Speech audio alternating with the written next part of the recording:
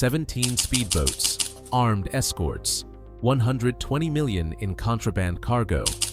A U.S. Navy frigate intercepts them 70 miles off Jamaica. What happened next turned the Caribbean into a war zone for 47 minutes. November 5, 2025, 11:34 p.m. The USS Vandalia cuts through black water south of Cuba. A Freedom-class littoral combat ship, 387 feet of aluminum hull, top speed 47 knots, crew of 75. Tonight, they're hunting ghosts, drug runners who've evaded capture for 18 months. Intelligence suggests a major convoy, the biggest shipment of the year, maybe the decade. The radar operator spots them first. Multiple contacts, 17 signatures, speed 38 knots, formation tight, professional, not fishermen, not recreational boaters. These are smugglers who've done this before. They're moving product worth more than most Caribbean nations' annual budgets: cocaine, heroin, fentanyl precursors, street value approaching $120 million. The convoy originated from Venezuela's coast, departed at dawn, 14 hours of open ocean transit. Destination: an unmarked beach in the Bahamas.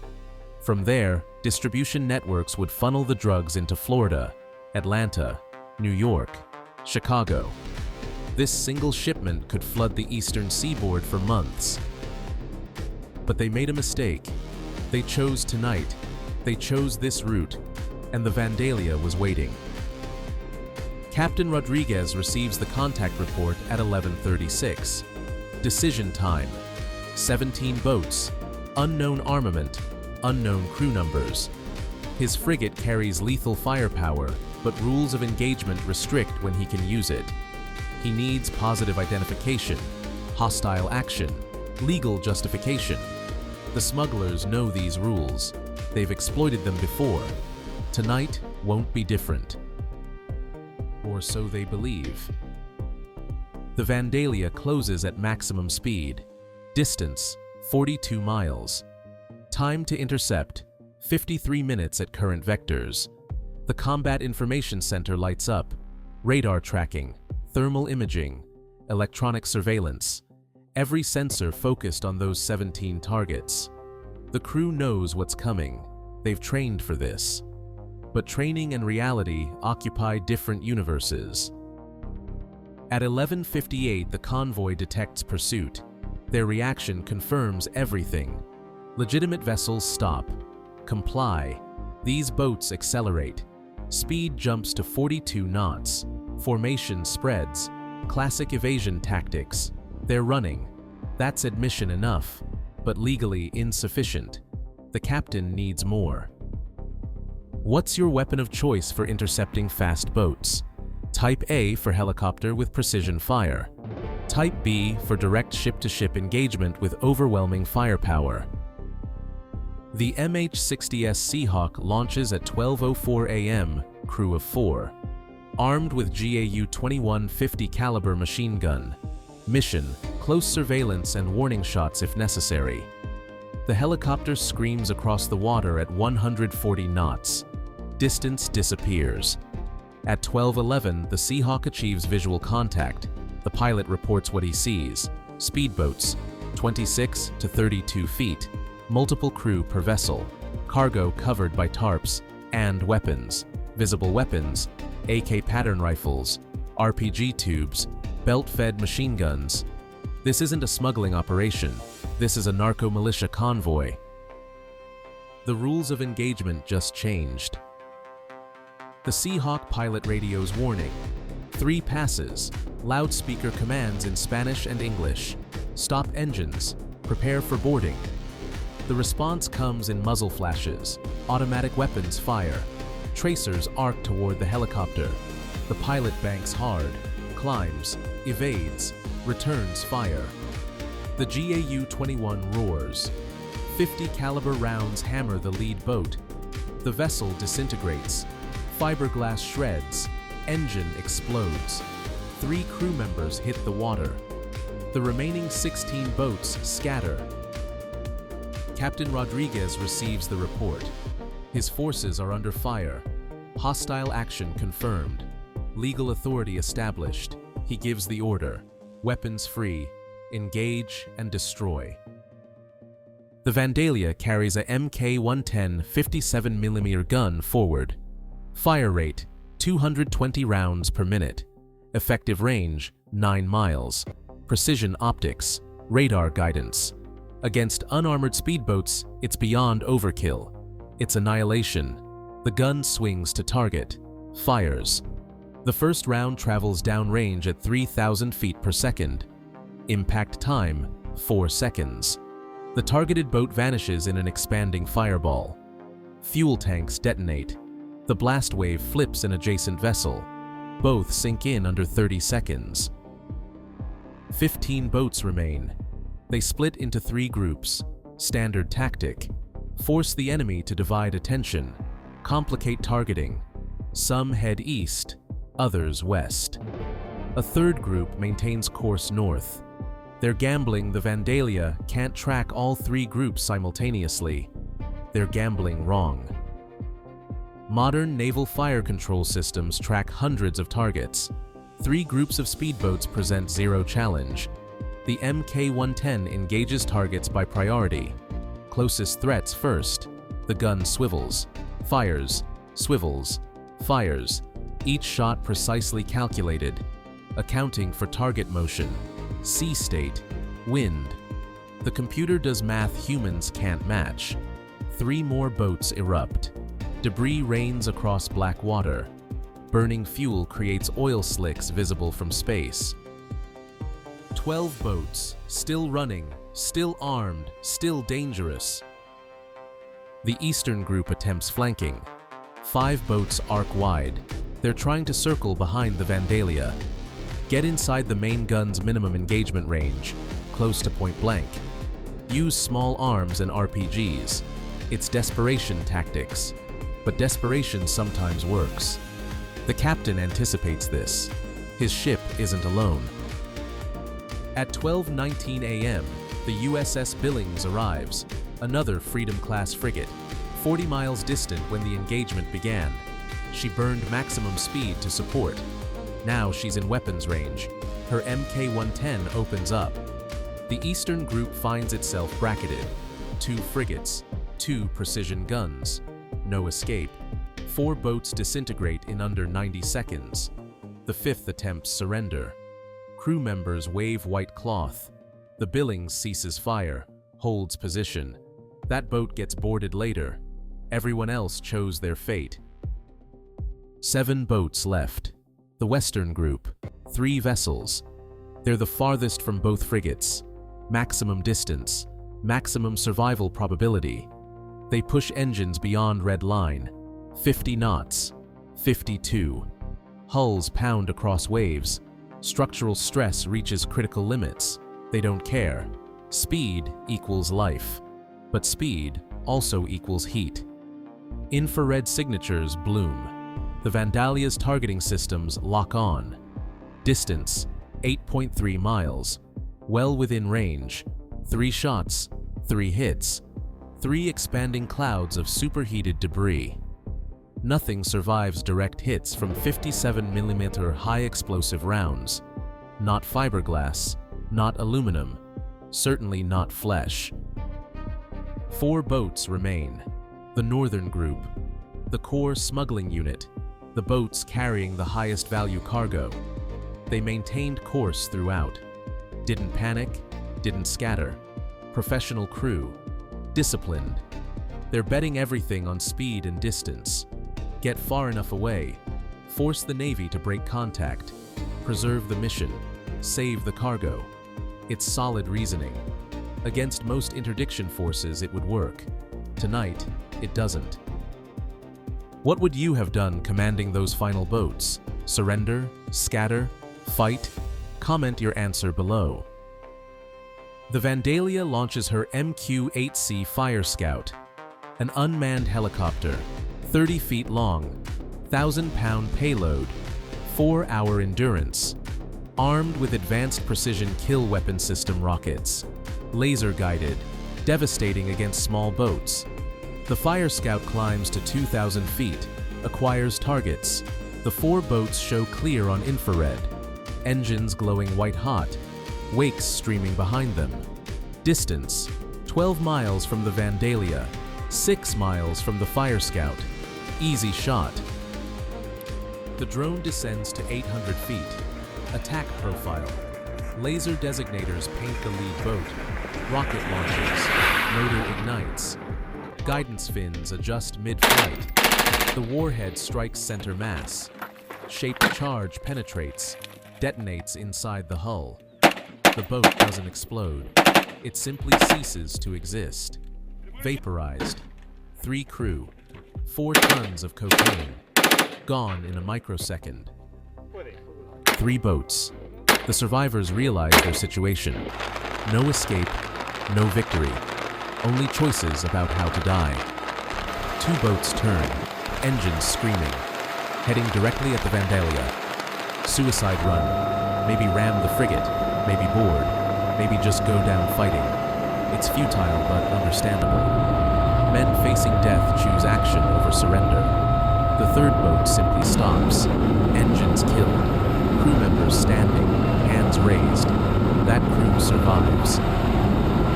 The 2 charging boats close fast. Distance collapses. 5 miles. 4. 3. The Vandalia's close-in weapon systems activate. The Sea-Ram launcher. 21 rolling airframe missiles, designed for anti-missile defense. Equally effective against surface targets. 2 missiles launch. Smoke trails arc across black water. Both boats explode simultaneously. No survivors. The sea swallows burning wreckage. 43 seconds later, the surface is calm. Like nothing happened. Engagement time from first shot to final target destroyed. 47 minutes. 17 boats. 16 destroyed. 1 captured intact. Estimated smuggler casualties: 87 killed. 12 captured. U.S. casualties: 0. The Seahawk suffered minor damage from small arms fire, 3 bullet holes, all non-critical systems. The helicopter remained flight-worthy throughout. The captured boat yields intelligence, documents, communications equipment, GPS coordinates for supply bases, distribution networks, financial records. The crew members talk, some immediately. Others, after realizing silence achieves nothing. The information fills gaps in existing investigations, opens new ones, leads to arrests in Venezuela, Colombia, Mexico, and 3 U.S. states. The cargo count staggers even experienced narcotics investigators. 4,000 kilograms of cocaine. Purity, 87%. Street value, $72 million. 800 kilograms of heroin. Another $28 million value. 14,000 kilograms of fentanyl precursors. Chemicals that would have produced enough finished product to kill millions. Literally. The math is simple. 2 milligrams fentanyl equals 1 lethal dose. This shipment represented over 7 billion potential doses. Seizing this convoy prevented immeasurable death, overdoses, gang violence, property crime, family destruction, communities devastated. The numbers transcend statistics, become human tragedy prevented. The Vandalia's crew understands this. They didn't just destroy boats, they saved lives. Unknown people in unknown cities who will never know they were rescued. If you're seeing the strategic value of these interdiction operations, show your support by hitting that subscribe button. The cartel that organized this convoy suffered catastrophic losses. 120 million in product destroyed. 17 vessels worth approximately 9 million total. 87 personnel killed, representing years of recruitment and training. The operational disruption forces them offline for months, maybe permanently. Other cartels watch, learn, adjust tactics. The cycle continues, but tonight, the Navy won decisively.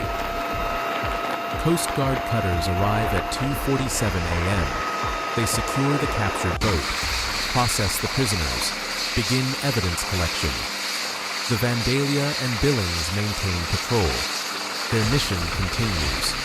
The Caribbean remains a smuggling highway. Cartels adapt constantly. New routes emerge. New tactics develop. But tonight sent a message. American naval assets own these waters. Speed doesn't guarantee escape.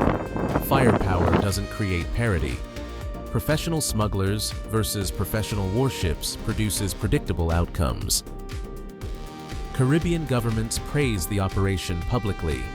Jamaica, Bahamas, Dominican Republic, Haiti, all face narcotics-fueled violence. This interdiction reduces supply, disrupts networks, demonstrates international cooperation. Behind closed doors, these governments provided intelligence that made the mission possible. Radar tracking, human intelligence, financial monitoring. The operation succeeded through alliance coordination. Drug policy advocates debate the broader implications. Does intercepting supply reduce demand? Do enforcement operations justify their cost? Can military solutions address social problems? These questions lack simple answers. But tonight's operation had simpler math. 120 million in drugs off the market. 87 cartel members dead. 0 American casualties. By that calculus, the mission succeeded absolutely. The tactical lessons resonate beyond counter-narcotics. Modern frigates dominate literal environments. Speed and maneuverability matter, but technology and firepower matter more. Coordinated assets, helicopters, drones, multiple vessels, multiply effectiveness exponentially. Communication networks enable precision targeting. Training converts capability into results. For cartels, the lesson is harsh. Caribbean transit routes remain viable, but increasingly dangerous. U.S. Navy presence intensifies, technology improves, legal authorities expand. The risk versus reward calculation shifts unfavorably. Some organizations will exit the maritime smuggling business, others will adapt, invest in submarines, semi-submersibles, underwater drones. The arms race continues. For the Vandalia's crew tonight becomes a defining experience. They trained for combat. Tonight, they experienced it. Not against peer adversaries, not against automatic weapons, suicidal courage. Combat doesn't discriminate.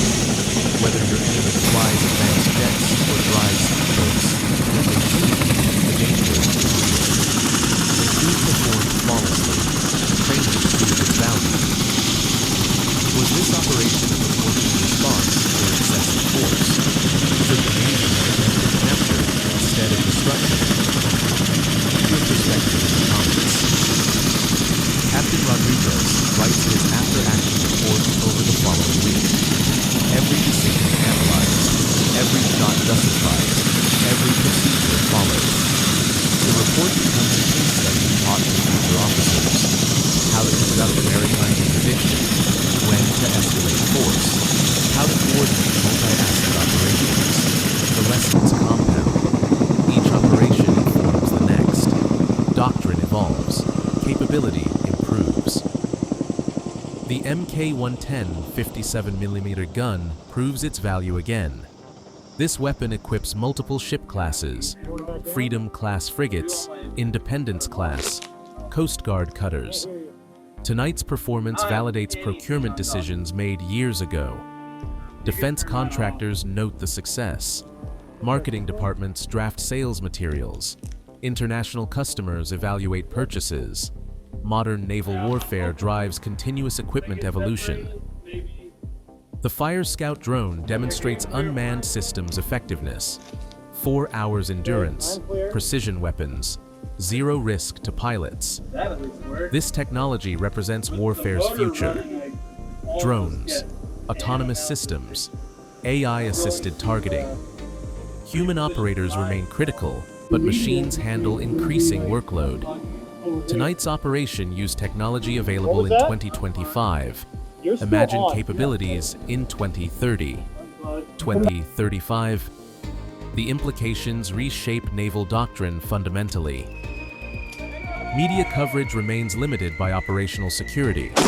Press releases confirm an interdiction occurred. 17 vessels destroyed. Large drug seizure. Details remain classified. Exact tactics. Weapons performance. Intelligence sources. All protected. Cartels study public information seeking insights. Navy denies them that advantage.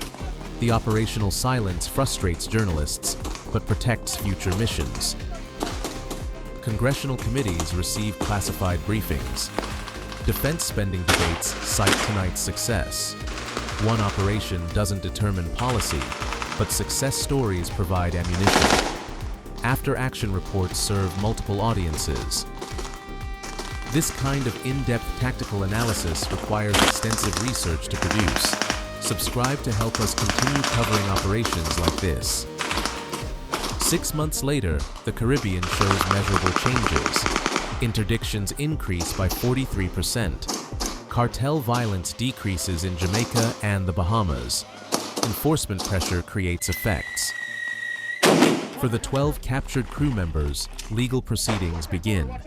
Conspiracy charges, drug trafficking, weapons possession, assault on federal officers. The evidence is overwhelming. Prosecutions proceed. Convictions follow.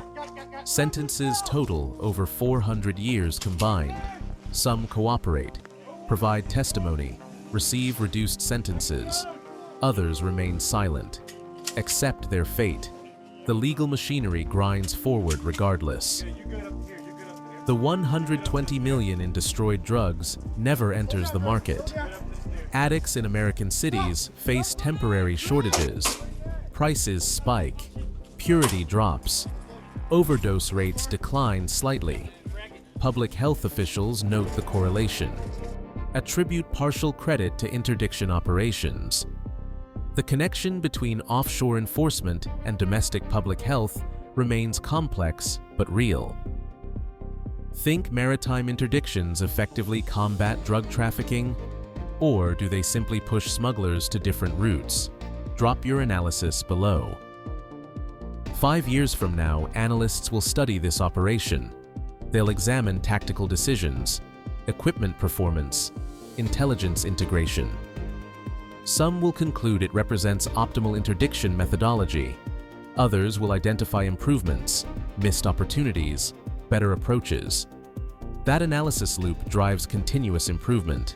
Every operation teaches, every lesson compounds. The Vandalia returns to port 3 days later. Crew receives commendations, brief ceremony, no public attention. Operational security demands discretion. The sailors understand, their families understand. The recognition that matters comes from peers, other crews, other captains, people who comprehend what happened in those 47 minutes.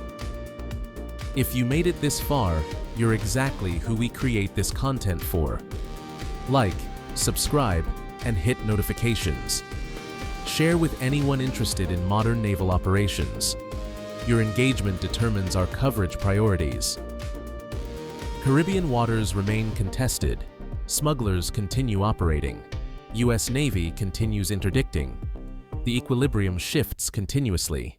Technology evolves, tactics adapt, enforcement intensifies, criminal organizations respond, the cycle perpetuates. But nights like October 22nd, 2025 matter. They demonstrate capability, establish dominance, send messages. 17 boats departed Venezuela that morning. Only 12 crew members survived. The mathematics of maritime interdiction favor those with superior firepower, training, and technology. This is Navy Force USA, where modern naval operations receive the analysis they deserve, where tactical excellence gets documented, where operational success gets explained. Subscribe, engage, Share. Because maritime security matters. Counter-narcotics operations save lives, and 47 minutes in the Caribbean change the calculus for every smuggler considering these waters. The Navy owns the sea. Tonight proved it absolutely.